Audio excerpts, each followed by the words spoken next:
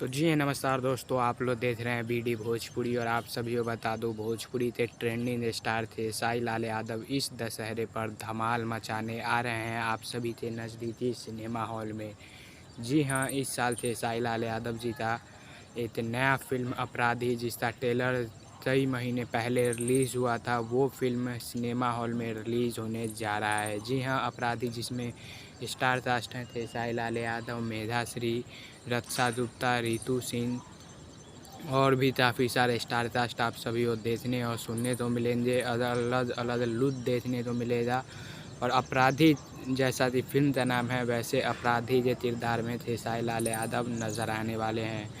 तो आप लोग तैयार रहिए। और दशहरा के शुभ अवसर पर ये फिल्म आप सभी के नज़दीकी सिनेमा हॉल में रिलीज़ होने वाला है।